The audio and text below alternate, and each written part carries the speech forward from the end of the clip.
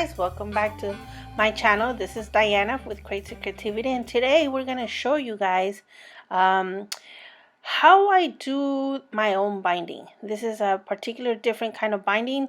I have tried different kinds of styles, different kinds of ways and materials that I can bind, and I've ran into this sort of binding.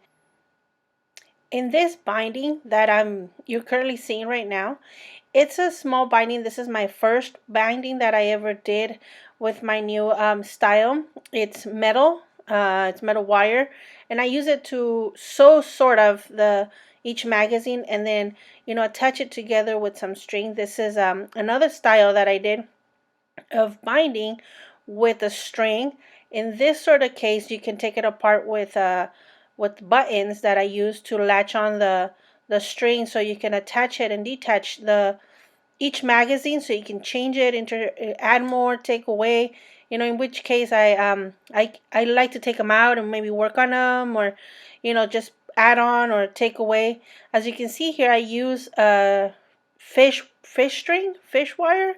Um, and then I like to sew my magazines in the envelopes.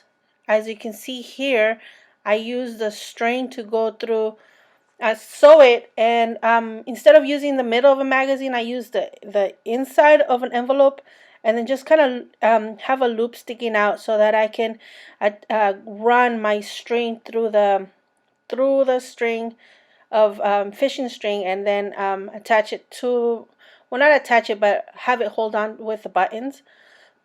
Now this is my latest book, or junk journal book.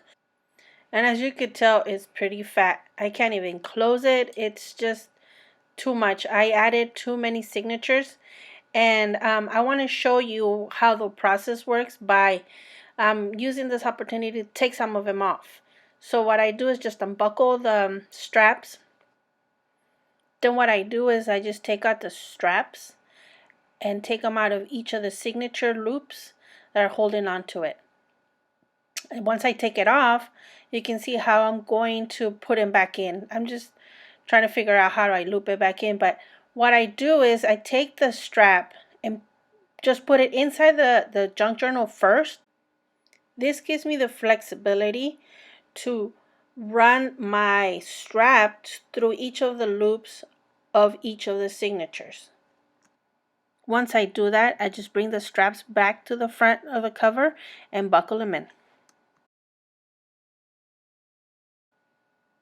Well, now I would like to show you the inside of my botanical junk journal loopy book. Well, that's what I was thinking of calling it. But here you see, I have a wish list of plants that I want. I just decided to write them down.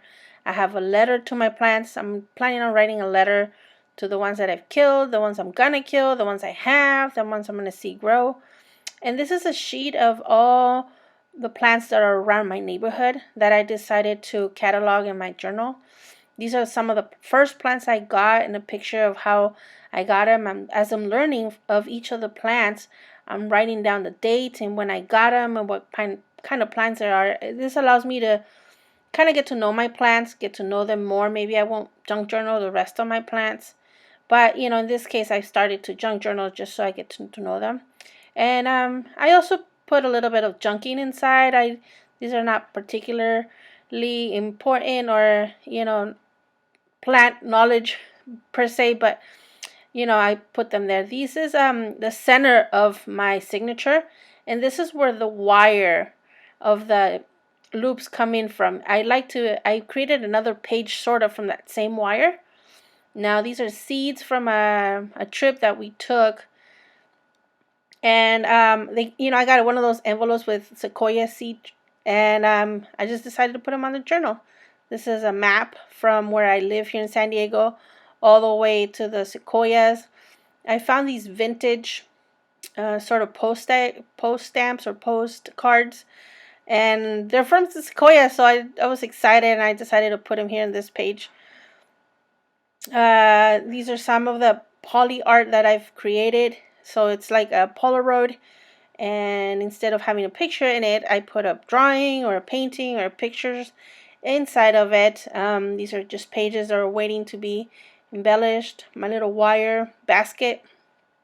And I wanted to put some envelopes and stuff like that, so I can maybe potentially put some seeds, put some more plant ephemera that I get from my plants, and just pretty much journal my whole process of learning and educating myself on the plants that I get. And so I don't kill them, so I don't mess up on them so much. So I feel like if I journal the process and if I journal the plant, I get to know it better. It reduces the stress, and my stress, and it also reduces the chances of me killing further plants. These are just little notebooks that I created with all the reminiscences of the paper that I used for the junk journal. Now I created a tag from a fiddle leg fig tree that I trimmed a leaf off of it, and I made a tag, and I kind of enjoyed that process. I think it looks cool. This is my favorite plant. It's the string of hearts. I love, love, love this plant. I've always loved this ever since I was a little girl. I think this is my first plant I ever got, so that's why I give it so much interest. I give it so much its own page. Now I decided to write about each specimen or each family of plants. This is the peperomia plant, so I plan to write on one side about the plant, and on the other side I plan to collect like dried up leaves. These are just some of the journals that I've created. This is the Hoya facts, Hoya knowledge and how to take care of them. This is the Hindu rope that they call it. I'm not going to try to give you the botanical name because I would just mess this up. And this is the wire that I've created from the loop that extrudes to the outside. I've made it come inside and kind of made a trellis, and I put some leaves so it looks like my Hoya is climbing up the trellis. This is I think it's begonia. Yes, begonia fact sheets and a specimen sheet where I plan to collect the dried up flowers or dried up leaves from that plant. This is just another piece of journaling that I've made. This is some sort of plant that I also painted. See, this is a piece of paper that I've gotten from one of those botanical places I went to go visit. And then I don't know if you guys seen Nick the Booksmith, but she does these raggeties, I think she calls them, and she puts them inside the junk journal. It's not like a signature is attached, but it's just kind of floating around, and I really liked her idea. So I made one that is like a pop-up. That one's still in process, and I'm planning on making it more of a pop-up signature, or raggedy like she calls them. And in this signature, I'm planning to do learning about ferns and monsteras and philodendrons and stuff like that. So I hope you join me on this journey of junk journaling and getting to know my plants as well, I guess. Well, thank you for watching. My name is Diana, and this was Creative Creativity. Please like and subscribe to my channel. Thank you for watching. Bye.